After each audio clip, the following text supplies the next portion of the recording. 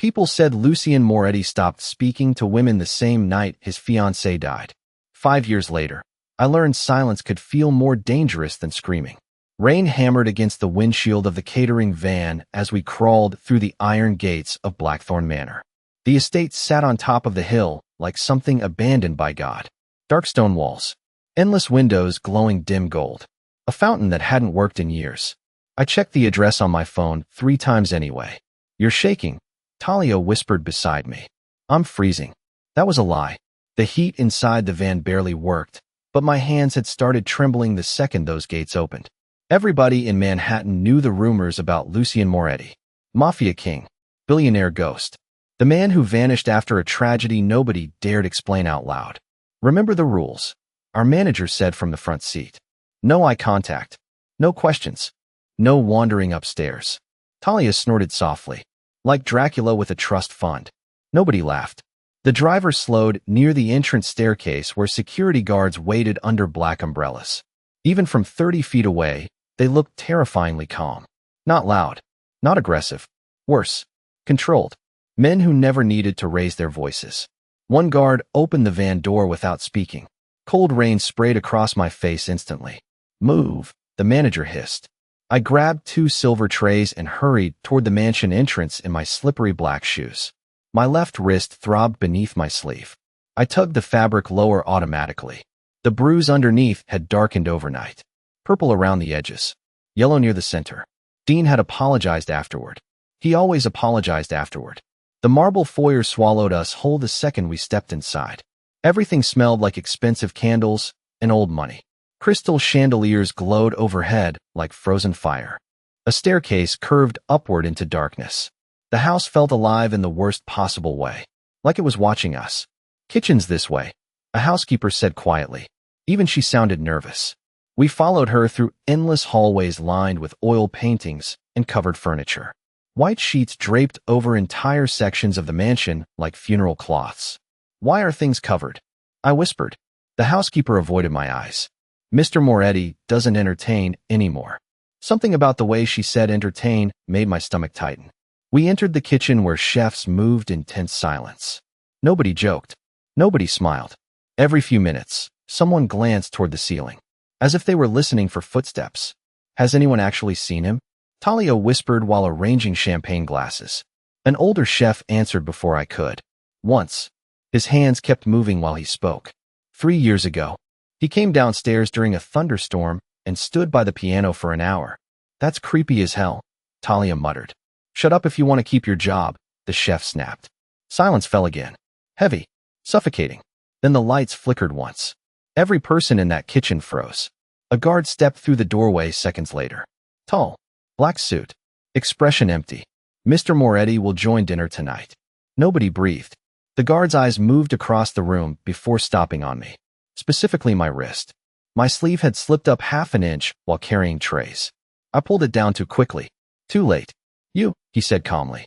"You'll be serving the head table." My heartbeat stopped completely. Somewhere upstairs, a door opened slowly. The sound of footsteps overhead should not have terrified me as much as it did. But something about this house made every tiny noise feel important. Dangerous. Permanent. "Selah," Talia whispered sharply. "Move." I realized I had frozen beside the tray station. The chefs were already carrying appetizers toward the dining hall while I stood there gripping silverware too tightly. I swallowed hard and followed them. The hallway leading to the dining room stretched forever beneath dim amber lights. Oil paintings watched from dark walls. Men in old suits. Women wearing diamonds and expressions that looked deeply unhappy. Blackthorne Manor did not feel luxurious. It felt haunted. The dining room doors opened before we reached them. Warm light spilled across polished marble floors. The room itself looked massive enough to fit my entire apartment building inside it. A chandelier the size of a car glowed overhead. At least 20 guests sat around the endless table dressed in black tuxedos and designer gowns. Every conversation stayed strangely quiet. Controlled. Nobody laughed loudly. Nobody interrupted each other. Money like this did not need noise. I lowered my eyes and focused on balancing the tray in my hands. "Serve from the left," the manager whispered. "And do not speak unless spoken to." My heartbeat drummed inside my throat as I moved around the table pouring wine into crystal glasses. The guests barely noticed me. That should have comforted me. Instead, it made me feel invisible in the worst way, like prey animals probably felt around sleeping wolves. Halfway down the table, I noticed something strange. The head chair remained empty, yet nobody sat near it. For entire seats surrounded by silence. Waiting. The older woman beside me suddenly straightened her spine. Every guest did the same thing almost instantly. Chairs stopped moving. Forks lowered. The entire room shifted. I did not need to look toward the doorway to know someone had entered. I felt it. Heavy. Cold. Like the pressure change before a storm. Then I heard footsteps behind me. Slow. Measured. Calm enough to make my skin prickle. Nobody breathed. I turned before I could stop myself. Lucien Moretti looked nothing like the stories. Somehow he looked worse. He wore a black suit without a tie, the top button open beneath a dark wool coat. Tall. Broad shoulders. Silver threaded through his dark hair near the temples. His face looked carved from exhaustion instead of stone. But his eyes stopped me cold. Gray. Sharp. Empty in a way that frightened me more than anger ever could. They looked like eyes that had not rested in years. 2 guards followed behind him silently, but nobody looked at them. Every person in that room watched Lucien, including me. His gaze moved across the table lazily at first. Guests. Staff. Wine glasses. Then his eyes stopped on my wrist. My stomach dropped instantly. My sleeve had slid back again while pouring wine. Purple fingerprints bloomed beneath the chandelier light. I jerked the fabric downward too fast. Lucien noticed anyway. Of course he did. Men like him noticed everything. He reached his chair slowly, but never looked away from me. The room stayed perfectly silent while he sat down. I looked toward the manager desperately, but he suddenly found the tablecloth fascinating. Coward. You, Lucien said quietly. His voice sounded rough. Deep. Like something unused for a very long time. I froze completely. Come here. Every instinct screamed at me to run. Instead, my feet carried me toward the head of the table while my pulse crashed violently inside my ears. I stopped 3 feet away from him, clutching the wine bottle too tightly. Up close, he looked even more dangerous. Not because he seemed cruel, because he seemed tired. There was a difference. Lucien leaned back slightly in his chair while studying my face. Not my body, not my uniform, my face. Like he was searching for something hidden underneath my skin. What is your name? He asked. Selah. My voice barely worked. Selah Whitmore. His eyes flicked toward my wrist again. The bruise throbbed beneath my sleeve as though it knew he was looking at it. Who did that to you? The question landed softly, calmly. Somehow that made it worse. Nobody in my life had ever asked like that before. Not angry. Not curious. Certain. I opened my mouth automatically. I bumped into a door. Lucien stared at me for 3 long seconds. Then he gave the faintest nod. Not because he believed me, because he knew I was lying. The corner of his mouth moved almost invisibly. Not a smile. Something colder. Doors, he said quietly, can be very dangerous. The entire table heard him say it. Doors can be very dangerous. Nobody reacted outwardly, but the atmosphere changed immediately. Like invisible wires had tightened across the room. I lowered my eyes quickly and poured wine into his glass with hands that refused to stay steady. Lucien watched every movement carefully. Not hungrily. Not flirtatiously. Carefully. Like he was reading a language only he understood. Thank you, Selah, he said quietly. Hearing my name in his voice unsettled me more than it should have. I stepped back too quickly and nearly collided with another server. Crystal glasses rattled softly on my tray. One of Lucien's guards moved instantly, catching the edge before anything shattered. Careful, he muttered. His tone was calm, but my face still burned with embarrassment. Sorry. Go breathe before you pass out, Talia whispered when I finally reached the kitchen. I grabbed the stainless steel counter harder than necessary. My pulse still had not slowed down. What is wrong with him? I whispered. Talia blinked. Who? Lucien Moretti. Even saying his name felt dangerous inside that house. Talia glanced toward the doorway automatically before lowering her voice. I do not know, but my cousin worked here years ago. And, she said after his fiancée died, he stopped living like a normal person. A chef nearby muttered under his breath. Stopped sleeping too. Another server crossed herself quietly while carrying dessert plates. Nobody corrected him. Nobody laughed. That scared me more than the rumors. I reached for another tray when my phone vibrated inside my apron pocket. My stomach dropped instantly. Dean, 3 missed calls already. 1 voicemail. I did not listen to it. You should answer, Talia whispered carefully. What if it is important? I stared at the screen for 2 seconds before silencing it completely. It never is. The words came out emptier than I intended. Talia studied me for a moment. Her eyes flicked toward my sleeve. She understood more than she said. Most women did. The kitchen doors suddenly opened again. One of Lucien's guards stepped inside silently. The room froze immediately. Mr. Moretti requests the brunette server for the library. Every eye turned toward me. My mouth went dry. Why? The guard stared at me expressionlessly. Mr. Moretti did not explain himself. Of course he did not. Men like Lucien Moretti never explained anything. The walk toward the library felt longer than the hallway before dinner. My shoes sank into thick carpets while thunder rolled faintly outside. Rain streaked across tall windows beside me. The mansion seemed darker now, quieter, like the entire house was listening. The guard stopped beside 2 enormous wooden doors. Inside. Then he walked away without another word. I stared at the doors for a full second before pushing them open carefully. Warm amber light flickered across towering bookshelves and dark leather furniture. A fire burned low inside a marble fireplace. Lucien stood near the windows with one hand inside his pocket. He had removed his coat. Rain blurred the city skyline behind him. For a moment, he looked less like a mafia boss and more like a lonely man trapped inside a very expensive prison. Close the door, he said quietly. I obeyed before common sense could stop me. The click echoed through the library. Lucien turned slowly toward me.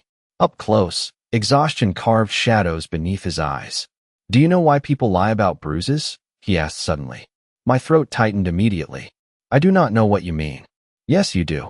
His voice never rose. Somehow that made him harder to resist. He walked closer until only a few feet separated us. I could smell cedarwood and rain on his clothes. People lie because they believe surviving quietly is safer than asking for help, he said. Sometimes they are right. I crossed my arms instinctively, mostly to hide my wrist again. Lucien noticed. Of course he noticed. Who is he? My heartbeat stumbled violently. Nobody. Lucien studied my face for several seconds. His expression remained unreadable, but something dangerous shifted behind his eyes. Not rage. Recognition. Like he had seen this story before. You flinch every time your phone vibrates, he said quietly. You apologize before anyone blames you. And you hide injuries badly. Shame rushed through me so fast it almost hurt. You do not know me. No, he agreed softly. But I know fear. Silence settled between us while thunder rolled outside again. Then headlights swept briefly across the rain-soaked driveway below. Lucien glanced toward the window first. His expression changed instantly. Colder. Sharper. Who is Dean Holbrook? My blood turned completely to ice. Down below, a police cruiser had just stopped in front of Blackthorne Manor. My body reacted before my brain did. He is my boyfriend, I said too quickly. Lucien kept watching the police cruiser through the rain-soaked windows. His expression gave nothing away now. That somehow scared me more. Your boyfriend is a police officer, he said quietly. That complicates things. I swallowed hard. There are no things to complicate. Lucien finally looked at me again. Gray eyes. Calm voice. Absolute disbelief. You are frightened of him. You do not know what you are talking about. The lies sounded weak even to me. A faint buzz came from my apron pocket again. Dean calling. 4th time in 20 minutes. Lucien glanced toward the sound. Answer it. My fingers tightened instantly around the fabric of my skirt. I do not want to. That is exactly why you should.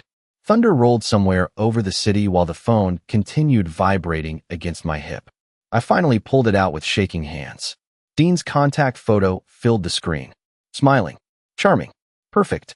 Nobody ever saw the other version immediately. That was the terrifying part. Lucien noticed my hesitation before I answered. Put it on speaker. Absolutely not. One corner of his mouth moved faintly. Not amusement. Approval. Good, he said softly. You still have instincts. I answered the call anyway. Where are you? Dean's voice came sharp through the speaker. Not loud. Controlled. That tone always meant trouble later. Work. You ignored 4 calls. I was serving dinner. At 10:30 at night? I closed my eyes briefly. It is a private event. Silence crackled across the line for 1 second too long. Then Dean spoke again. I am outside. My stomach tightened instantly. Lucien kept watching me carefully. I can see that. Dean exhaled slowly. I knew that sound. He was angry and trying not to show it. Then come outside. I cannot leave yet. Selah. Just my name. Softly spoken. Somehow worse than shouting. Lucien's expression darkened almost invisibly. He heard it too. I said I cannot leave yet. Another silence followed. Longer this time. Who are you with?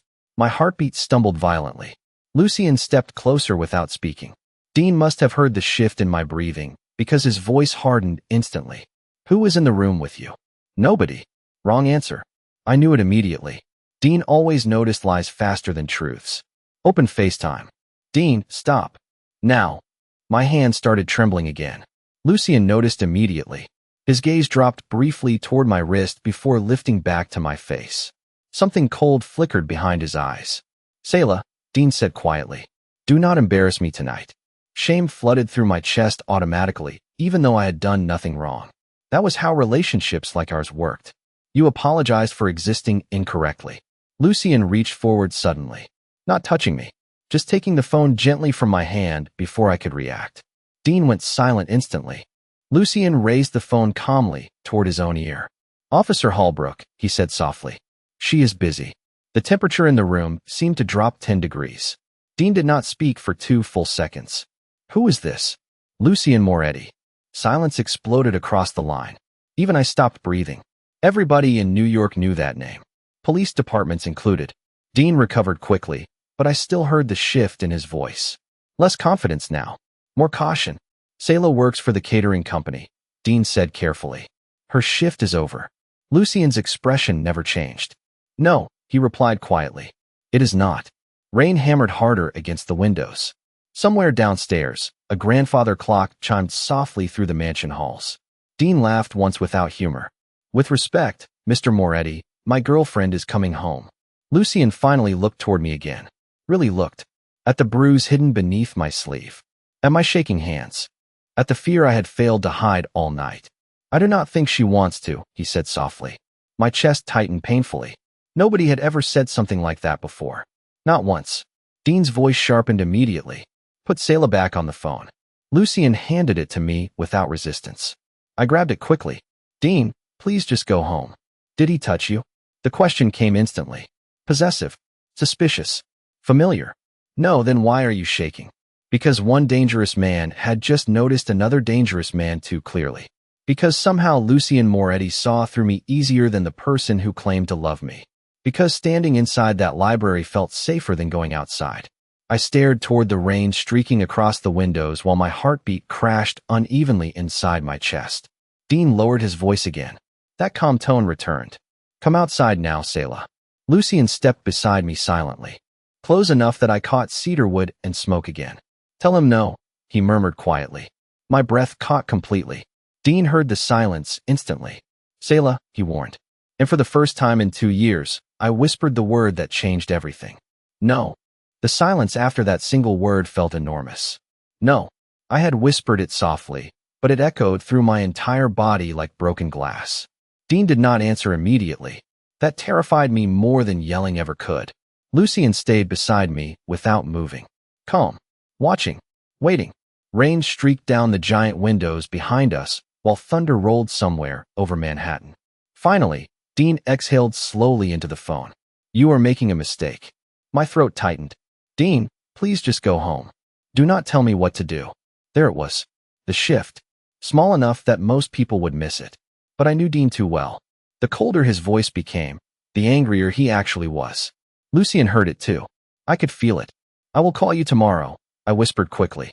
No. Dean replied immediately. You are coming outside now. I closed my eyes for 1 second. Tiredness settled deep into my bones suddenly. Not physical exhaustion. Something heavier. The kind that came from spending years managing someone else's moods like unexploded bombs. I said no. Dean laughed quietly this time. That sound used to charm me once. Now it only made my stomach hurt. You think this man is protecting you? He asked. Selah, you do not even know who you are standing beside. My gaze drifted toward Lucien automatically. He looked completely unbothered. Almost bored. That somehow made him more intimidating. Good night, Dean. If you hang up on me, I ended the call before he could finish. My hands trembled immediately afterward. The silence inside the library returned at once. Heavy, warm, dangerous. I stared down at the dark phone screen while trying to steady my breathing. Lucien finally spoke. How long? I looked up slowly. What? How long has he frightened you? The question hit harder than it should have, because nobody had ever asked it that way before. Not why are you staying? Not why do not you leave? Just how long? Like he already understood the answer mattered more than the excuse. It is complicated, I whispered. Lucien's expression barely changed. People only say that when the truth sounds ugly out loud. Shame crawled hot across my chest. I turned toward the fireplace instead of answering him. Flames crackled softly against marble while rain battered the mansion windows. The room suddenly felt too intimate, too quiet. You should not involve yourself in this, I said carefully. This? Lucien repeated softly. You mean your boyfriend waiting outside my gates while you shake every time his name appears on your phone? I crossed my arms tighter instinctively. He is not always like this. Lucien studied me for several seconds. That sentence has buried many women. The words landed gently. No judgment. Somehow that hurt more. I looked away immediately. My eyes caught an old piano near the far wall covered beneath a white sheet. Dust coated the edges. Nobody had touched it in years. Why are you helping me? I asked quietly. Lucien followed my gaze toward the piano before answering. I am not helping you. Then what are you doing? His jaw tightened almost invisibly. Trying to decide whether I should ruin a police officer tonight. My heartbeat stumbled hard. Lucien said it calmly. Not dramatically. Not emotionally. Like discussing weather forecasts. You cannot talk like that. I can. His gray eyes settled back onto mine. The question is whether I will. Fear should have pushed me away from him. Instead, something worse happened. I felt safe. The realization terrified me instantly. Because safe had never felt like this before. Quiet. Steady. Certain. A knock interrupted the silence. One of Lucien's guards stepped inside. Sir. Lucien never looked away from me. What? Officer Holbrook refuses to leave. My stomach dropped instantly. He is still outside? The guard nodded once. He requested to speak with Miss Whitmore privately. Lucien's expression darkened faintly. Denied. Lucien, I started carefully. His gaze snapped toward me immediately. Do not go outside. The command in his voice hit me like cold water. Not loud. Absolute. I should have argued. Instead, my pulse betrayed me completely. Because part of me did not want to leave this room. Outside waited Dean's anger. Inside waited Lucien's silence. Somehow the silence felt kinder. The guard hesitated near the doorway. There is something else. Lucien finally looked toward him. Say it. Officer Holbrook asked how your fiancé died. The entire room went still. I felt it instantly. Like oxygen vanished from the library. Lucien did not move for several seconds. Then he smiled very slightly. Cold. Empty. Devastating. Interesting, he said softly. The fire cracked sharply behind us. It seems your boyfriend enjoys dangerous conversations. Lucien's smile disappeared as quickly as it came. That frightened me more than the smile itself. The guard remained frozen near the doorway waiting for instructions. Tell Officer Holbrook he has 5 minutes to leave my property, Lucien said quietly. If he refuses? The room went silent again. Lucien adjusted the cuff of his black shirt slowly. He will not refuse. The guard nodded once and disappeared immediately. I stared at Lucien in disbelief. You cannot threaten a police officer. I did not threaten him. His voice stayed calm. I informed him. Rain hammered harder against the mansion windows. Somewhere downstairs, distant music drifted faintly from the dining room. The rest of the world continued moving while my life quietly unraveled inside this library. Dean only asked because he was angry, I said carefully. Lucien looked toward the fireplace instead of me. No. He asked because he wanted to see my reaction. I swallowed hard. Why? Because intelligent men test weaknesses before they create problems. The way he said create problems made my chest tighten again. Lucien finally looked back at me. Your boyfriend is observant. He is not my boyfriend right now. The words escaped before I could stop them. Silence followed immediately. I felt stupid the second I said it. Lucien's expression shifted almost invisibly. Not satisfaction. Interest. No, he asked softly. Heat rushed into my face. I do not know. You know? I crossed my arms tighter. Relationships are complicated. Lucien exhaled slowly through his nose like a man losing patience with a child. Fear is not complicated, Selah. The truth in his voice unsettled me because it sounded personal. Experienced. I looked toward the covered piano again. What happened to your fiancé? The question slipped out quietly. Lucien went completely still. I instantly regretted asking. You do not have to answer that. Another long silence stretched between us while firelight flickered softly across the bookshelves. Finally, Lucien walked toward the windows again. Everyone in this city thinks they know that story, he said quietly. Most of them are wrong. I waited carefully. He never continued. The sadness inside that silence felt enormous somehow. Ancient. I should leave, I whispered. Lucien did not turn around. No, the word landed softly. Absolute again. Dean is outside waiting for me. Exactly. My pulse quickened. You cannot keep me here. Lucien finally faced me again. Gray eyes colder now. Sharper. If I intended to keep you here, Selah, the gates downstairs would already be locked. Fear flickered briefly through me. Then confusion replaced it. Because somehow I believed him. He walked toward the fireplace slowly. I am asking you to stay tonight because your boyfriend currently views this house as competition. Competition? Lucien picked up a crystal glass from the side table without drinking from it. Men like Dean do not lose control when women leave. His gaze settled heavily on me. They lose control when women stop obeying. My throat tightened painfully because he was right. Completely right. He was not always like this, I whispered. Lucien's expression darkened faintly. Was he charming in the beginning? I stared at him. Yes. Attentive. Yes. Protective. The word hurt unexpectedly. Yes. Lucien nodded once like he had expected every answer already. That is usually how predators survive long enough to be trusted. I flinched slightly at the word predators. Lucien noticed instantly. You are defending him even now. Shame washed through me again. You do not understand. Then explain it. His voice stayed quiet. Calm enough to make honesty feel dangerous.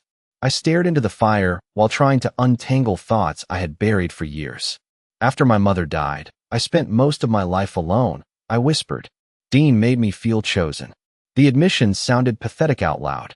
Lucien's face softened slightly for the first time all night. Barely noticeable, but real.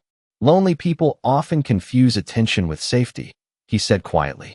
My chest tightened unexpectedly. Nobody had ever described my relationship so accurately before. A knock interrupted the silence again.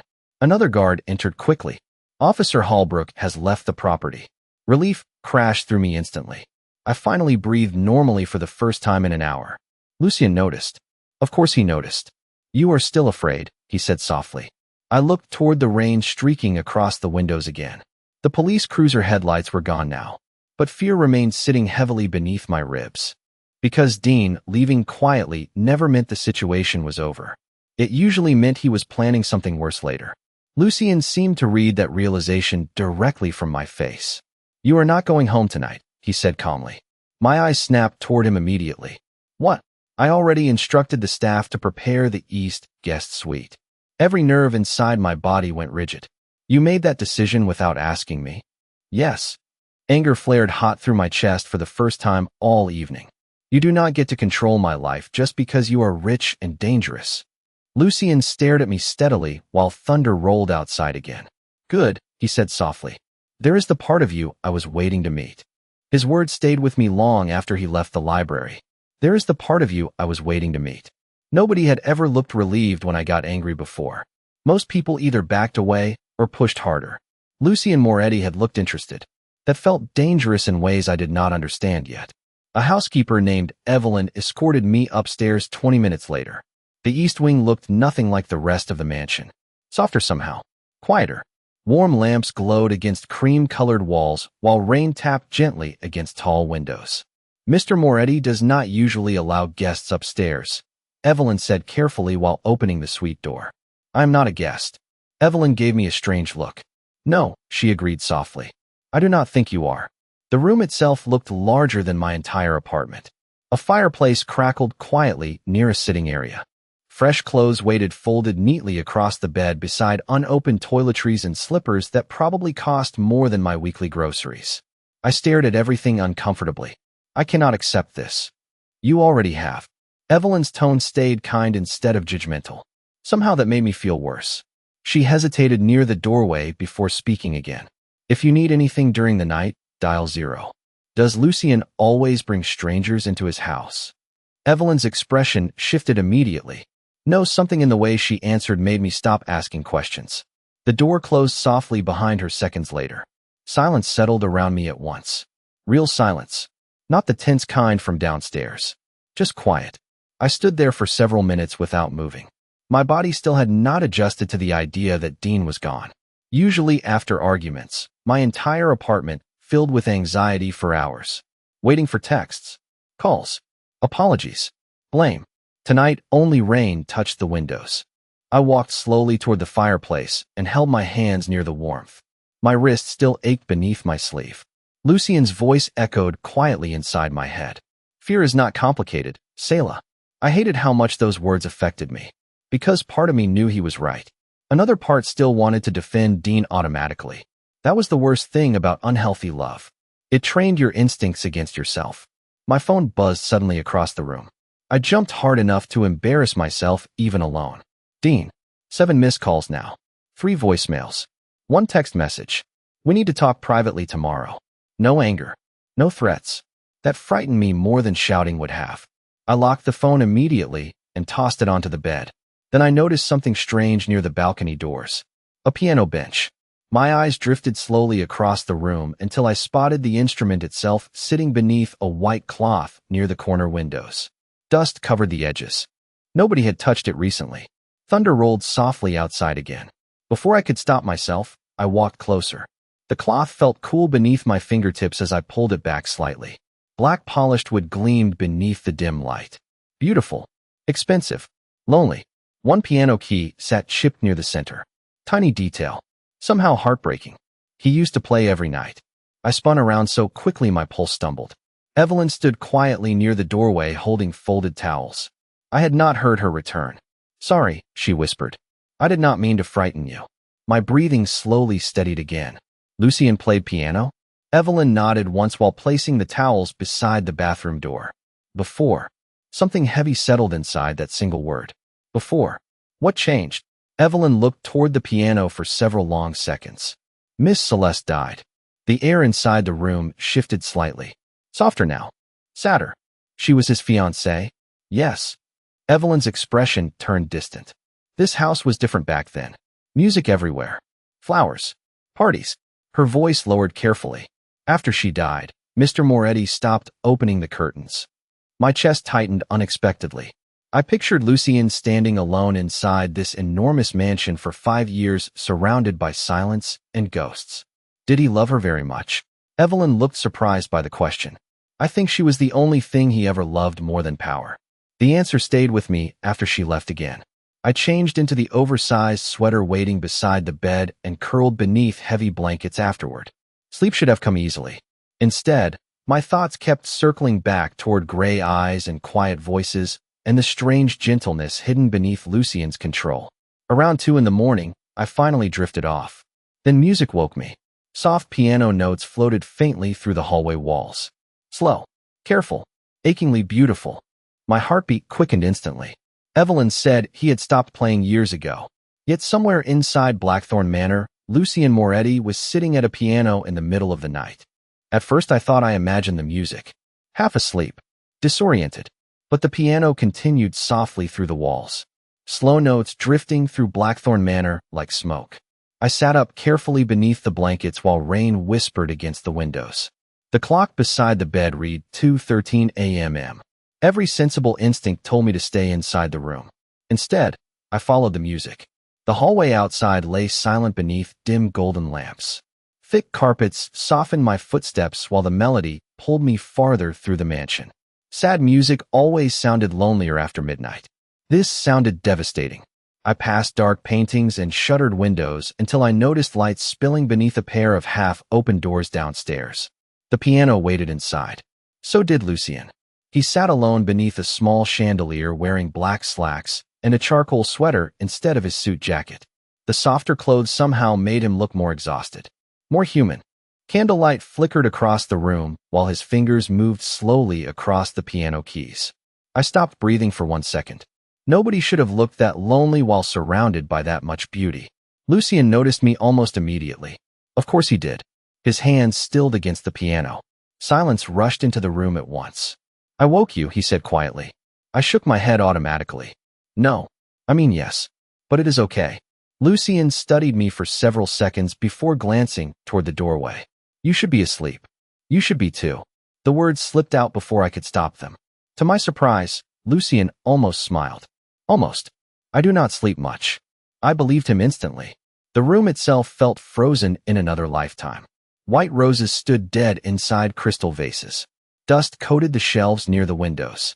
One framed photograph rested face down beside the fireplace. "Evelyn said you stopped playing," I said carefully. Lucien looked back toward the piano keys. "Evelyn talks too much. She sounded worried about you." One note echoed softly when his finger brushed the ivory absent-mindedly. People confuse curiosity with concern. I should have walked away then. Instead, I stepped farther into the room. That song was beautiful. Lucien's jaw tightened faintly. Celeste wrote it. The name settled heavily between us. Celeste, his fiancée, the woman whose ghost still haunted every hallway inside this mansion. "I am sorry," I whispered. Lucien finally looked up at me fully again. "For what?" "For whatever happened." Silence followed. Not uncomfortable exactly. Just sad. Lucien leaned back slightly on the piano bench. "Most people are afraid to mention her. Most people are afraid of you." His expression shifted almost invisibly. Honest answers interested him. I was beginning to realize that. "Are you?" he asked quietly. I should have lied. Instead, exhaustion loosened the truth from my mouth. I think I was. Lucien watched me carefully. And now, the fireplace crackled softly somewhere behind me. Rain continued sliding against the windows. I stared at him for one dangerous second too long. "Now I think you are lonely." The air changed instantly. Lucien went completely still. Every instinct inside me screamed that I had crossed some invisible line. But he did not get angry. Somehow that felt worse. "Lonely," he repeated softly. "That is what you see." "Yes." He looked away first, toward the rain beyond the windows. People usually see power. Power and loneliness are not opposites. Lucien's fingers rested motionless against the piano keys. "You speak like someone much older." I laughed quietly before I could stop myself. Trauma ages people fast. His gray eyes snapped back toward me instantly. Not pity. Recognition again. Like hearing his own language spoken unexpectedly. "Come here," he said softly. My pulse stumbled immediately, but his voice held no threat inside it. Only quiet. I walked closer carefully until I stood beside the piano bench. Lucien reached toward the keys again. "Play something." I blinked in surprise. "I do not know how." Everyone knows one song. Not me. A faint shadow of amusement touched his face. "Impossible." I shrugged awkwardly. My mother could barely afford rent. Piano lessons were not exactly realistic. Something dark flickered behind Lucien's eyes at that. Anger maybe. Not at me. At the idea itself. He shifted slightly on the bench. "Sit." I hesitated. "Lucien, sit, Selah." The command came gently. Somehow harder to resist because of it. I sat beside him carefully while trying not to notice how close our shoulders suddenly were. Lucien placed one hand lightly over mine on the keys. Warm. Steady. My breath caught instantly. "Relax," he murmured quietly. "The piano responds to fear." My heart pounded hard enough that I was certain he could feel it through my fingers. "That seems unfair." Another almost smile appeared. Tiny. Gone too quickly. Most beautiful things are. His hand guided mine softly across the ivory keys. One trembling note echoed through the empty room. Then another. The melody sounded clumsy beneath my fingers. Lucien did not let go. "There," he said quietly beside me. "You are already less afraid than yesterday." Morning light felt strange inside Blackthorne Manor. Softer than I expected. Less haunted. I woke slowly beneath expensive blankets while sunlight spilled across the bedroom floor in pale gold streaks. For one peaceful second, I forgot where I was. Then my phone buzzed on the nightstand. Reality returned instantly. 23 missed calls. 9 voicemails. 14 text messages. All from Dean. My stomach tightened painfully before I even opened them. "Where are you? Answer your phone. You embarrassed me last night. I am trying to help you. Selah, this is not funny anymore. Call me back now." Then the final message stopped my breathing completely. Do not make me come back there. Fear crawled cold beneath my skin automatically. My fingers tightened around the phone while my pulse sped unevenly inside my chest. You should delete that. I jumped so hard the phone nearly slipped from my hand. Lucien stood quietly in the doorway holding a coffee cup. Sunlight cut sharply across his dark sweater and silver-threaded hair. I had not heard him enter. You need to stop doing that, I whispered breathlessly. Doing what? Appearing out of nowhere. A faint shadow of amusement crossed his face. This is my house. He walked farther inside and set the coffee carefully on the nightstand beside me. The rich smell filled the room immediately. You looked cold downstairs, he said quietly. Evelyn mentioned you take cream. My chest tightened unexpectedly. Nobody had remembered how I drank coffee in years. Dean never noticed details unless they benefited him somehow. Thank you, I whispered carefully. Lucien nodded once before noticing the tension still locked across my face. His gaze shifted toward the phone in my hands. More messages? I hated how easily he read me. Dean is upset. Lucien leaned casually against the wall near the window. No, Dean is losing control. The truth in his voice irritated me instantly. You do not know everything about him. Lucien stayed quiet for one long second. Then tell me something good. I opened my mouth automatically. Nothing came out. Silence stretched between us again. Heavy this time. Honest. Lucien noticed my expression immediately. Exactly. Shame burned hot beneath my skin. Not because he judged me. Because he was right. You think everything is simple, I muttered quietly. No, his voice softened slightly. I think people survive terrible things by pretending confusion is safer than truth. I stared down at the untouched coffee while trying not to cry from exhaustion alone. You make him sound evil. Lucien's gray eyes settled heavily on me. No. Evil is easy to recognize. His jaw tightened faintly. Men like Dean are harder because they love just enough to confuse the damage. My chest hurt listening to him describe my relationship more accurately than I ever could. Why do you understand this so well? The question escaped quietly.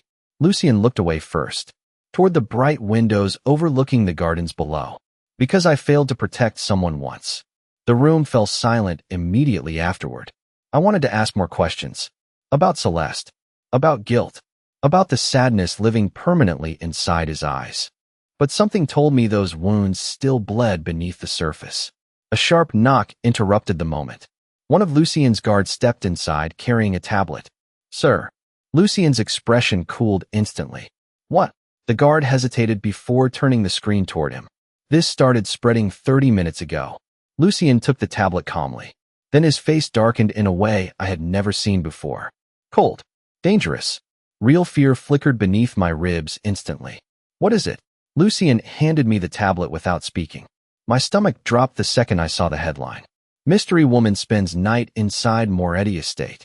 A blurry photo filled the screen beneath it. Me, standing beside Lucien near the library windows last night.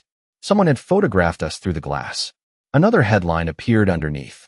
Police sources claim Moretti is hiding a young woman inside Blackthorne Manor. My hands started shaking immediately. Dean did this. Lucien's silence confirmed it before he even spoke. He leaked your name to the press. My throat tightened painfully. Why would he do that? Lucien looked at me carefully. Because public pressure is easier than private control. Panic crashed through me all at once. People are going to think I am some kind of hostage. That is exactly what Dean wants. I stood too quickly from the bed. I need to leave. Lucien stepped forward instantly. No, Lucien, this is insane. Yes, he agreed calmly. Which is why you are staying here. Anger flared hot through my fear. You cannot keep deciding things for me. His expression sharpened immediately. And you cannot keep mistaking danger for devotion. We stared at each other across the room while tension pulled tight between us. Then another notification flashed across the tablet screen. New article published. Officer Dean Holbrook claims concern for missing girlfriend. Attached beneath the headline sat another photo. This one older. Me smiling beside Dean outside a charity event 6 months ago. My stomach turned instantly. Because suddenly I understood exactly what Dean was doing. He was not trying to get me back anymore. He was trying to make Lucien Moretti look like the villain. The mansion changed within an hour. Guards moved faster through the hallways. Phones rang constantly downstairs. Every television inside Blackthorne Manor suddenly carried my face. Missing Waitress linked to Mafia billionaire. I sat frozen in the east sitting room, while reporters crowded outside the front gates beneath umbrellas and camera lights. This is insane, I whispered for the 10th time. Evelyn placed tea carefully beside me. The media loves monsters, she said softly. And Mr. Moretti stopped correcting people years ago. My stomach twisted harder, because now I understood the problem clearly. Lucien had spent 5 years becoming a myth. Dean was using that myth against him perfectly. Footsteps crossed the hallway outside moments later. Lucien entered the room still wearing the same dark sweater from earlier, but something about him felt colder now. Controlled in a dangerous way. You need to release a statement, I said immediately. Tell them I stayed here willingly. Lucien poured himself coffee calmly before answering. That would only feed the story. But people think you kidnapped me. His gray eyes lifted toward mine finally. Did I?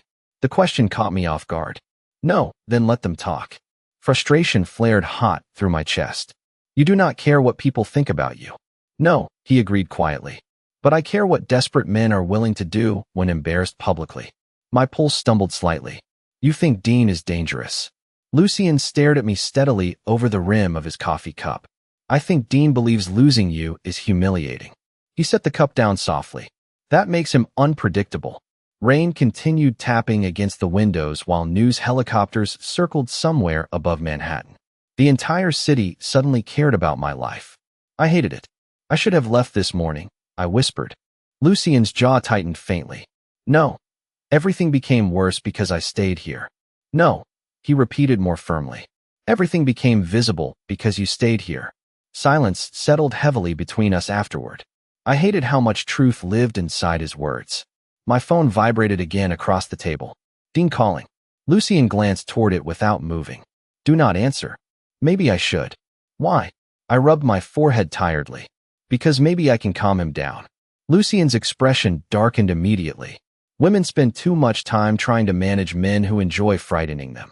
Shame hit me instantly because part of me still wanted to defend Dean. Habit.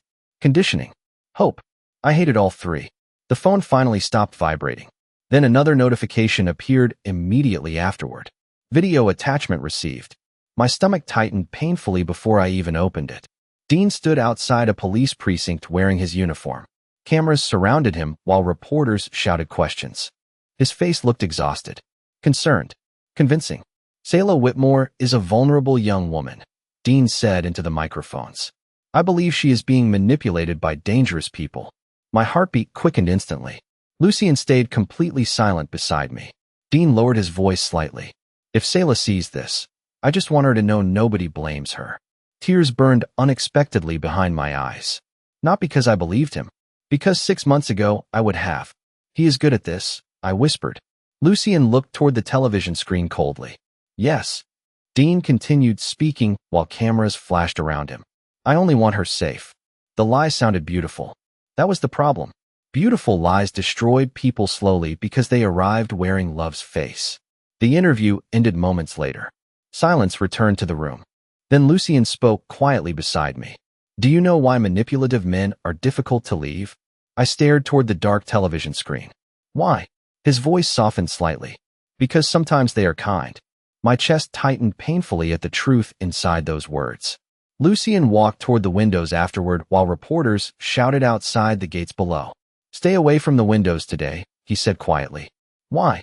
He glanced toward the crowd beyond the rain-streaked glass. Because someone in that crowd sold Dean the photograph from last night. Fear slid cold through my stomach instantly. You think someone inside this house betrayed you? Lucien's expression remained unreadable. I think somebody wants me angry again. The mansion felt different after sunset. Tighter. Watching itself. Guards doubled near the entrances while reporters still crowded beyond the gates under harsh camera lights. Blackthorne Manor looked less like a home now and more like a fortress preparing for war. I stood near the kitchen doorway that evening listening to distant thunder outside. Evelyn handed me a plate quietly. You barely ate today. I am not hungry. She studied my face carefully. That man has exhausted you. I knew she meant Dean. The terrifying part was realizing she was right. Fear drained people slowly, like leaking blood nobody else could see. Footsteps approached behind us moments later. Lucien entered the kitchen without warning. Every employee straightened instantly. Silence spread across the room in seconds. He ignored everyone except me. Walk with me. My pulse reacted before my thoughts did. Now. Yes. Evelyn gently took the untouched plate from my hands before I could answer. Lucien waited near the doorway calmly while rain battered the tall kitchen windows. He looked colder tonight. Sharper somehow. Like something underneath his control had started cracking. I followed him through quiet hallways lit by low amber lamps. Where are we going? Outside. I stopped walking immediately. Absolutely not. Lucien turned toward me slowly. The reporters cannot see the south garden. That is not what scares me. His gaze softened almost invisibly. I know.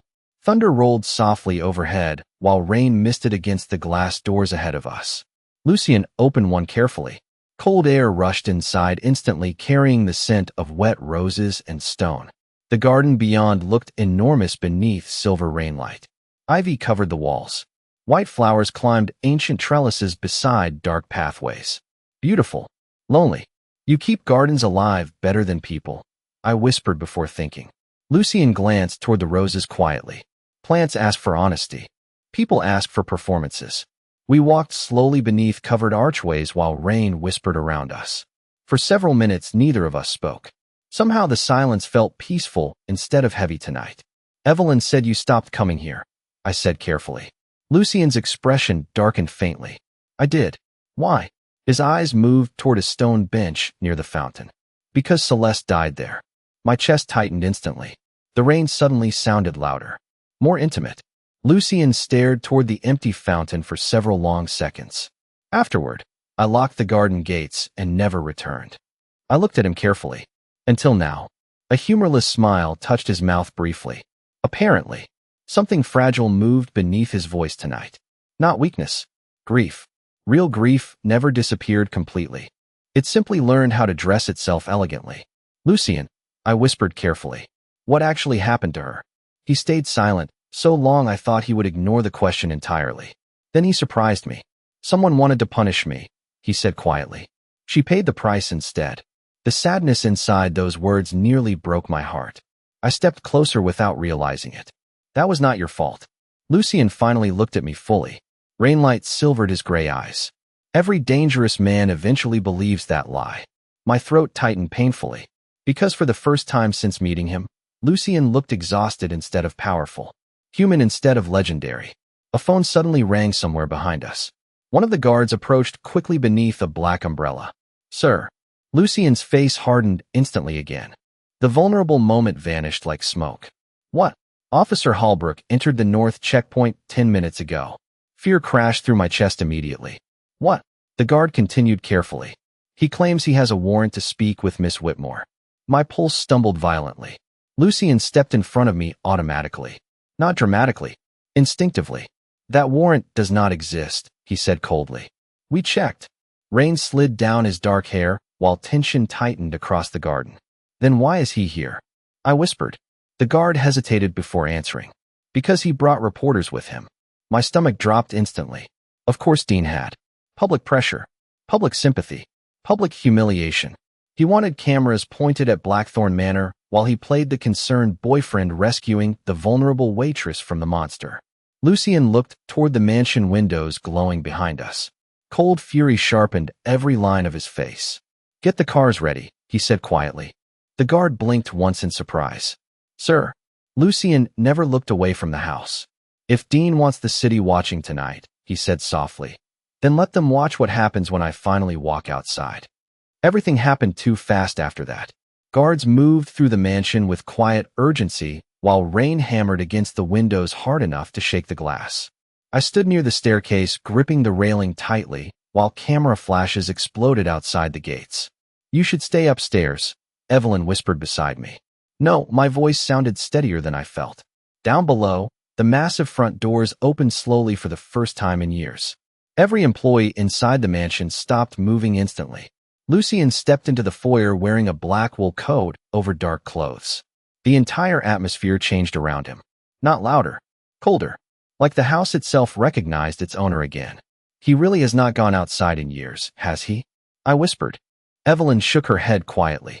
Not willingly. Lucien adjusted one cuff calmly while two guards approached beside him.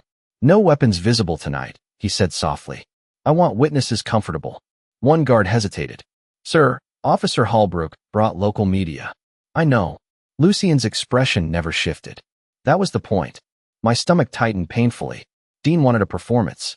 Lucian intended to give him one. Thunder rolled overhead as the mansion doors finally opened completely. Cold rain swept inside immediately, carrying camera flashes and distant shouting. Reporters crowded beyond the gates with microphones raised high. Police vehicles lined the driveway. And standing directly beneath the storm waited Dean. His eyes found mine instantly behind Lucian's shoulder. Relief flooded his face so convincingly it almost hurt to watch. Selah, he called sharply. Thank God. Lucian stepped farther forward without speaking. The movement alone silenced half the reporters immediately.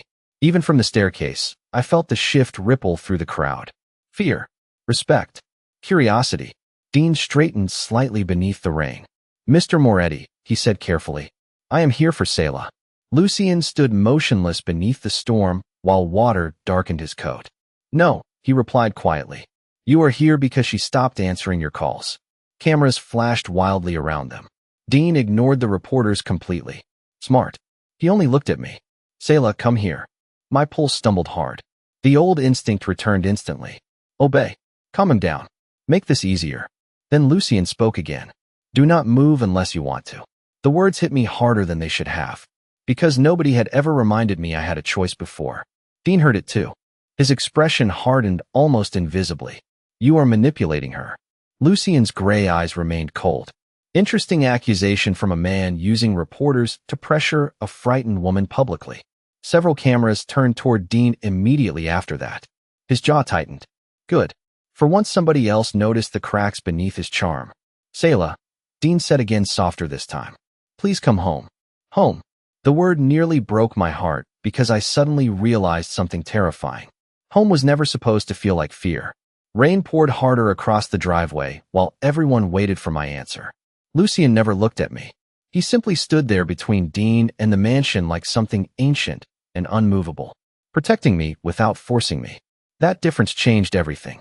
I slowly walked down the staircase while reporters shouted questions outside the gates. My knees trembled with every step. Dean's expression softened instantly when I reached the foyer entrance. There you are, he whispered. Baby, you scared me. The familiar words wrapped around my chest like old chains. But this time something felt different. Smaller. Weaker. I looked at Dean carefully beneath the flashing cameras and pouring rain. Then I remembered Lucian sitting alone at a piano after midnight.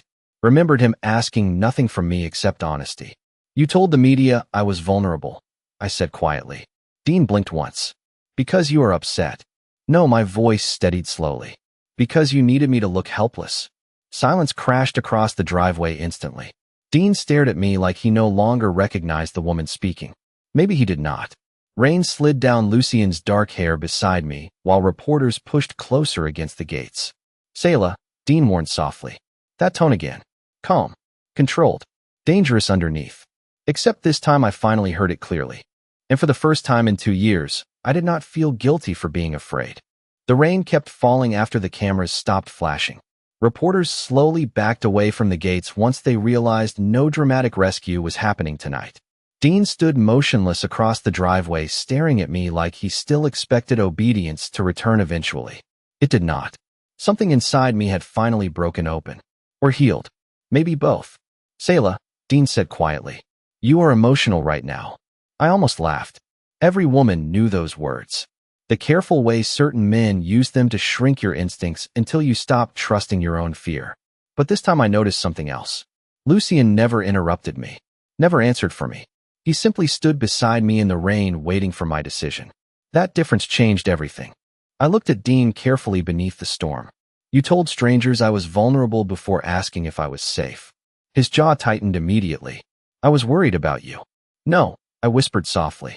You were worried about losing control. Silence spread across the driveway again. Even the reporters stopped talking behind their cameras. Dean stared at me for several painful seconds before his expression hardened completely. There it was. The face beneath the performance. Cold disappointment instead of concern. You really believe this man cares about you? He asked quietly. I looked toward Lucian automatically. Rain slid down his dark coat, while thunder rolled softly overhead. He looked terrifying to most people. Untouchable. But I remembered piano music at 2 in the morning. Dead roses beside a fireplace.